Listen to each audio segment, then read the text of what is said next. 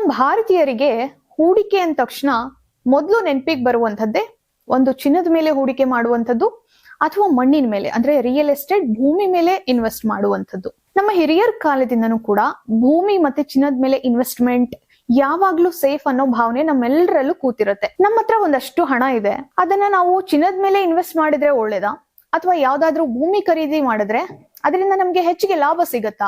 ನಾವು ವೇಗವಾಗಿ ದುಡ್ಡನ್ನ ಮಾಡಬೇಕು, ಜಾಸ್ತಿ ಮಾಡ್ಕೊಳ್ಬೇಕು ಅನ್ನುವಂಥದ್ದಾದ್ರೆ ಯಾವುದು ಉತ್ತಮ ಆಯ್ಕೆ ಅನ್ನುವಂಥ ಕ್ವಶನ್ ಎಲ್ಲಾರ್ಗೂ ಬಂದಿರುತ್ತೆ. ಹಾಗಾಗಿ ಇವತ್ತಿನ ವಿಡಿಯೋದಲ್ಲಿ ಚಿನ್ನದ ಮೇಲಿನ ಇನ್ವೆಸ್ಟ್ಮೆಂಟ್ ಹಾಗೂ ಭೂಮಿಯ ಮೇಲಿನ ಇನ್ವೆಸ್ಟ್ಮೆಂಟ್ ಎರಡರ ಸಾಧಕ ಬಾಧಕಗಳನ್ನ ನಿಮ್ಗೆ ತಿಳಿಸ್ಕೊಡ್ತೀನಿ ಈ ವಿಡಿಯೋದಲ್ಲಿ. ವಿಡಿಯೋನ ಕಂಪ್ಲೀಟ್ ಆಗಿ ನೋಡಿ. ಮೊದಲನೇದಾಗಿ ಲಾಭದ ಬಗ್ಗೆ ಮಾತನಾಡೋಣ. ಭೂಮಿ ಬಗ್ಗೆ ಮೊದಲು ಮಾತನಾಡೋಣ.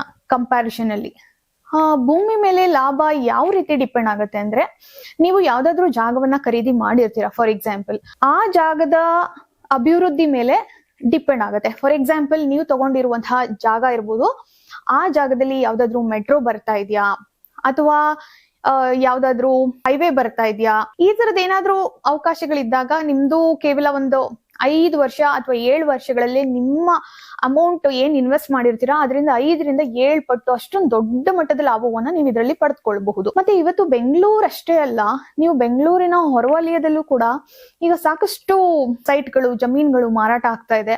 ಇವತ್ತು ನೋಡ್ತಾ ಇದೀವಿ, ಎಲ್ಲಾ ಕಡೆ ಗಮನಿಸ್ತಾ ಇದೀವಿ. ಎಷ್ಟರ ಮಟ್ಟಿಗೆ ಡಿಫ್ರೆನ್ಸ್ ಆಗ್ತಾ ಇದೆ ಅಂತಂದ್ರೆ ಗಗನಕ್ಕೆ ಹೋಗ್ತಾ ಇದೆ ಭೂಮಿ ಬೆಲೆ. ಸೊ ಹಾಗಾಗಿ ಲಾಭದ ದೃಷ್ಟಿಯಲ್ಲಿ ಇದು ಭೂಮಿ ಬಗ್ಗೆ ಇದನ್ನ ನಾವು ಇಷ್ಟು ವಿಷಯಗಳನ್ನ ಕನ್ಸಿಡರ್ ಮಾಡಬಹುದು. ಇನ್ನು ಚಿನ್ನದ ಬಗ್ಗೆ ಮಾತನಾಡೋದಾದ್ರೆ, ಚಿನ್ನ ಏನಿದೆ ಅದು ಒಂದು ಸ್ಟೇಬಲ್ ಆಗಿರುತ್ತೆ. ಅಂದ್ರೆ ನೀವು ದೀರ್ಘಾವಧಿಯಲ್ಲಿ ನೀವು ಅದನ್ನ ಕನ್ಸಿಡರ್ ಮಾಡೋದಾದ್ರೆ ನಿಮ್ಗೆ ಒಳ್ಳೆ ಲಾಭದಾಯಕ ಮತ್ತೆ ಸುರಕ್ಷಿತವಾದಂತಹ ಲಾಭವನ್ನ ನಿಮ್ಗೆ ತಂದು ಕೊಡುತ್ತೆ. ಮತ್ತೆ ಇದ್ರ ಜೊತೆಗೆ ಪ್ರತಿ ವರ್ಷ ನಿಮ್ಗೆ ಕಮ್ಮಿ ಅಂದ್ರೂ 8 ರಿಂದ 12% ಲಾಭ ಅಂತೂ ಖಂಡಿತ ನೀವು ಇದರಿಂದ ಎಕ್ಸ್ಪೆಕ್ಟ್ ಮಾಡಬಹುದು. ಸೊ ಇದನ್ನ ಈ ರೀತಿ ಡಿಫ್ರೆನ್ಸ್ ಮಾಡ್ಕೋಬಹುದು ಲಾಭವನ್ನ. ಮತ್ತೆ ಲಿಕ್ವಿಡಿಟಿ ಬಗ್ಗೆ ಮಾತನಾಡೋಣ. ನಿಮ್ಗೆ ಭೂಮಿಗೆ ಕಂಪೇರ್ ಮಾಡಿದ್ರೆ ಲಿಕ್ವಿಡಿಟಿ ಏನಿರುತ್ತೆ ಅದು ನಿಮ್ಗೆ ಜಾಸ್ತಿ ಇರುತ್ತೆ. ಯಾಕಂದ್ರೆ ಈಗ ನಿಮ್ಮ ಹತ್ರ ಚಿನ್ನ ಇರುತ್ತೆ. ಆ ಚಿನ್ನವನ್ನ ಈಗ ನಿಮ್ಗೆ ಮನೇಲಿ ಏನೋ ಎಮರ್ಜೆನ್ಸಿ ಇದೆ, ಎಮರ್ಜೆನ್ಸಿ ಯಾವಾಗ ಬೇಕಾದ್ರೂ ಬರಬಹುದು. ಅದನ್ನ ನಾವು ಜನರಲಿ ತುಂಬಾ ವಿಷಯಗಳಲ್ಲಿ ನಾವು ಎಮರ್ಜೆನ್ಸಿ ಫಂಡ್ ಅಂತ ಏನ್ ಅಂತೀವಿ ಅದನ್ನ ಜಾಸ್ತಿ ನಾವು ಗೋಲ್ಡ್ ರೂಪದಲ್ಲಿನೇ ಇಟ್ಕೊಂಡ್ರೆ ಬಹಳ ಒಳ್ಳೇದು. ಯಾಕಂದ್ರೆ ಗೋಲ್ಡ್ ಏನಿದೆ ನಿಮ್ಗೆ ಯಾವುದೇ ಎಮರ್ಜೆನ್ಸಿಯಲ್ಲಿ ಜಸ್ಟ್ 1 hour ಅಲ್ಲೇ ನಿಮ್ಗೆ ಅದನ್ನ ನೀವು ಅಡ ಇಡಬಹುದು ಅಥವಾ ಅದನ್ನ ಮಾರಾಟ ಮಾಡಬಹುದು. ಸೊ ಆದ್ರದಿದ್ದಾಗ ನಿಮ್ಗೆ ಇಮಿಡಿಯೇಟ್ ಆಗಿ ಕ್ಯಾಶ್ ಸಿಗತ್ತೆ. ಸೊ ಹಾಗಾಗಿ ನೀವು ಅದನ್ನ ಉಪಯೋಗಿಸ್ಕೊಳ್ಬಹುದು. ಬಟ್ ಭೂಮಿ ಅನ್ನುವಂಥದ್ದು ಏನಿದೆ ಅದಕ್ಕೆ ಲಿಕ್ವಿಡಿಟಿ ಬಹಳ ಕಡಿಮೆ. ಯಾಕಂತಂದ್ರೆ ಈಗ ನಮ್ಮ ಹತ್ರ ಭೂಮಿ ಇದೆ ಅಂದ್ರೆ ನಾವು ಅದನ್ನ ಇಮಿಡಿಯೇಟ್ ಸೇಲ್ ಮಾಡೋದಕ್ಕೆ ಅವಕಾಶಗಳು ಇರೋದಿಲ್ಲ. ಅದು ನಿಮ್ಗೆ ಮತ್ತೆ ಗ್ರಾಹಕರನ್ನ ಯಾರು ಪರ್ಚೇಸ್ ಮಾಡೋಕ್ ರೆಡಿ ಇದ್ದಾರೆ ಅವ್ರನ್ನ ಹುಡುಕ್ಬೇಕಾಗತ್ತೆ, ರಿಜಿಸ್ಟ್ರೇಷನ್ ಮಾಡ್ಬೇಕಾಗತ್ತೆ. ಈ ರೀತಿ ಸಾಕಷ್ಟು ಪ್ರೋಸೆಸ್ಗಳು ಇನ್ವಾಲ್ವ್ ಆಗೋದ್ರಿಂದ ತಿಂಗಳುಗಳು ಸಮಯ ಹಿಡಿಬಹುದು ಅಥವಾ ವರ್ಷಾನ್ಗಟ್ಲೆ ಈ ಪ್ರೋಸೆಸ್ ನಡಿಬಹುದು. ಸೊ ಇದು ಒಂದು ಕಂಪ್ಯಾರಿಸನ್ ನೀವು ಮಾಡ್ಕೊಳ್ಬಹುದು. ಮತ್ತೆ 3ನೇ ಪಾಯಿಂಟ್ ಮಾತಾಡ್ತಾ ಹೋದ್ರೆ ಹೂಡಿಕೆಯ ಮೊತ್ತ. ಚಿನ್ನ ನೀವು ಪರ್ಚೇಸ್ ಮಾಡ್ತೀರಾ ಅಂದ್ರೆ ನಿಮ್ಮ ಹತ್ರ ಕೇವಲ 1000 ರೂಪಾಯಿ 5000 ರೂಪಾಯಿ ಇದೆ ಅಂದ್ರೆ ಕೂಡ ನಿಮ್ಗೆ ಆಪ್ಷನ್ ಇದೆ. ಅಂದ್ರೆ ನೀವು ಡಿಜಿಟಲ್ ಗೋಲ್ಡ್ ಅನ್ನ ಪರ್ಚೇಸ್ ಮಾಡಬಹುದು ಅಥವಾ ಮ್ಯೂಚುವಲ್ ಫಂಡ್ ಅಲ್ಲಿ ಗೋಲ್ಡ್ ಮೇಲೆ ಇನ್ವೆಸ್ಟ್ ಮಾಡಬಹುದು. ಸೊ ಈ ತರದ ಆಪ್ಷನ್ಸ್ ನಿಮ್ಗೆ ಇರುತ್ತೆ. ಇನ್ನ ಭೂಮಿಯನ್ನ ಕನ್ಸಿಡರ್ ಮಾಡೋದಾದ್ರೆ ನಮ್ಮೆಲ್ರಿಗೂ ಗೊತ್ತಿದೆ, ಇವತ್ತು ಭೂಮಿ ಬೆಲೆ ಗಗನಕ್ಕೆ ಹೋಗ್ಬಿಟ್ಟಿದೆ. ಲಕ್ಷಾಂತರ ರೂಪಾಯಿ ಬೇಕು ಅಥವಾ ಕೋಟ್ಯಾಂತರ ರೂಪಾಯಿಗಳು ಇವತ್ತಿನ ದಿನದಲ್ಲಿ ಬೇಕಾಗತ್ತೆ. ಸೊ ಈ ರೀತಿ ಕಂಪ್ಯಾರಿಸನ್ ಮಾಡಬಹುದು. ಮತ್ತೆ 4ನೇದು ನಿರ್ವಹಣೆ ಅಂತ ಬಂದಾಗ, ನಿಮ್ಮ ಹತ್ರ ಗೋಲ್ಡ್ ಇದೆ, ನಿರ್ವಹಣೆ ಮೊತ್ತ ನಿಮ್ಗೆ ಯಾವುದೇ ರೀತಿ ಇರೋಲ್ಲ. ಫಾರ್ ಎಕ್ಸಾಂಪಲ್ ನೀವೇನಾದ್ರೂ ಬ್ಯಾಂಕ್ ಅಲ್ಲಿ ಇಡ್ತೀರಾ ಅಂತಂದ್ರೆ ಅದ್ರದ್ದು ಮೇಂಟೆನೆನ್ಸ್ ಚಾರ್ಜ್ ಬಹಳ ಕಡಿಮೆ ಇರುತ್ತೆ. ಸೊ ನೀವು ಬ್ಯಾಂಕ್ ಅಲ್ಲಿ ಸೇಫ್ ಆಗಿ ಇಡಬಹುದು. ಮನೇಲಿ ಇಟ್ಕೋತೀರಾ ಅಂದ್ರೆ ಸ್ವಲ್ಪ ಕಳ್ಳತನದ ಭಯ ಇರುತ್ತೆ. ಇವತ್ತು ಬ್ಯಾಂಕುಗಳು ಕೂಡ ನಾವು ನ್ಯೂಸ್ ಗಳಲ್ಲಿ ನೋಡ್ತಾ ಇದೀವಿ ಅಷ್ಟೊಂದು ಸೇಫ್ ಇರಲ್ಲ ಅನ್ನುವಂಥದ್ದು ಇದೆ. ಬಟ್ ನೀವು ಗೋಲ್ಡ್ ಬಾಂಡ್ ಎಲ್ಲ ಸ್ವಲ್ಪ ಸೇಫ್ ಇರುತ್ತೆ ಅಂತ ಹೇಳ್ಬಹುದು. ಬಟ್ ಭೂಮಿ ಏನಿದೆ ಅದ್ರಲ್ಲಿ ನಿಮ್ಗೆ ಮೇಂಟೆನೆನ್ಸ್ ಬೇಕಾಗತ್ತೆ.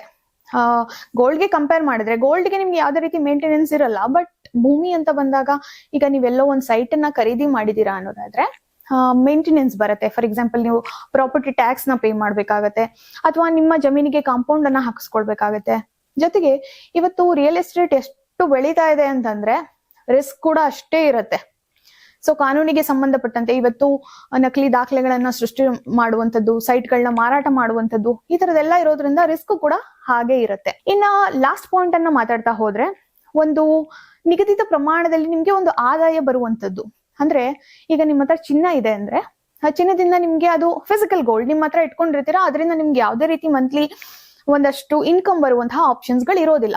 ಆದ್ರೆ ಭೂಮಿ ಅಂತ ಬಂದಾಗ ನಿಮ್ಗೆ ತುಂಬಾ ಸಲ ಅದನ್ನ ನೀವು ರೆಂಟ್ಗೆ ಕೊಡಬಹುದು ಬೇರೆಯವ್ರಿಗೆ, ಅಥವಾ ನೀವು ಯಾವ್ದಾದ್ರು ಕೃಷಿ ಜಮೀನನ್ನ ಖರೀದಿ ಮಾಡ್ತಿದ್ದೀರಾ ಅಂತ ಕನ್ಸಿಡರ್ ಮಾಡೋದಾದ್ರೆ ನೀವಲ್ಲಿ ಏನಾದ್ರೂ ಕೃಷಿಯನ್ನ ಮಾಡಿ ವರ್ಷಕ್ಕೆ ಅಥವಾ ತಿಂಗಳಿಗೆ ಒಂದಷ್ಟು ಆದಾಯವನ್ನ ಗಳಿಸಬಹುದು. ಈ ರೀತಿಯ ಆಪ್ಷನ್ ಇದರಲ್ಲಿ ಇರುತ್ತೆ. ನೀವು ಚಿನ್ನವನ್ನ ಖರೀದಿ ಮಾಡ್ಬೇಕಾ ಅಥವಾ ರಿಯಲ್ ಎಸ್ಟೇಟ್ ಮೇಲೆ ಇನ್ವೆಸ್ಟ್ ಮಾಡ್ಬೇಕಾ ಅನ್ನುವಂಥದ್ದು ಕಂಪ್ಲೀಟ್ಲಿ ಡಿಪೆಂಡೆಂಟ್ ಆಗುವಂಥದ್ದು ನಿಮ್ಮ ಹತ್ರ ಎಷ್ಟು ದುಡ್ಡಿದೆ ಮತ್ತೆ ನಿಮ್ಮ ರಿಕ್ವೈರ್ಮೆಂಟ್ ಏನಿದೆ ಅನ್ನೋದ್ರ ಮೇಲೆನೆ ಕಂಪ್ಲೀಟ್ ಆಗಿ ಡಿಪೆಂಡ್ ಆಗುತ್ತೆ. ನಿಮ್ಮ ಹತ್ರ ದೊಡ್ಡ ಮೊತ್ತದಲ್ಲಿ ನಮ್ಮ ಹತ್ರ ದುಡ್ಡಿದೆ ಅನ್ನುವಂಥದ್ದಿದ್ರೆ ನೀವು ಅದನ್ನ ರಿಯಲ್ ಎಸ್ಟೇಟ್ ನಲ್ಲಿ ಇನ್ವೆಸ್ಟ್ ಮಾಡಿ ಮತ್ತೆ ಒಂದು ಲಾಂಗ್ ಟರ್ಮ್ ಅಲ್ಲಿ ನೀವು 7 to 10 years ಆತರ ಎಲ್ಲ ವೆಯ್ಟ್ ಮಾಡೋಕೆ ರೆಡಿ ಇದ್ರೆ ನಿಮ್ಗೆ ಖಂಡಿತ ದೊಡ್ಡ ಮಟ್ಟದಲ್ಲೇ ಅಂದ್ರೆ ಸ್ವಲ್ಪ ದೊಡ್ಡ ಮಟ್ಟದಲ್ಲಿ ನಿಮ್ಗೆ ಅಮೌಂಟ್ ಸಿಗ್ತಾ ಹೋಗುತ್ತೆ.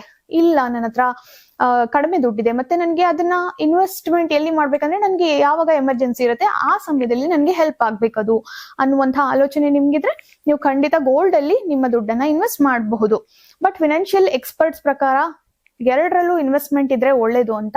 ಅದು ನಿಮ್ಮ ಫಿನಾನ್ಷಿಯಲ್ ಕಂಡೀಷನ್ಸ್ ಹೇಗಿದೆ ಅದ್ರ ಮೇಲೆ ನೀವು ಅದನ್ನ ಯೋಚನೆ ಮಾಡಿ ನಿರ್ಧಾರ ತೆಗೆದುಕೊಳ್ಳುವಂಥದ್ದು.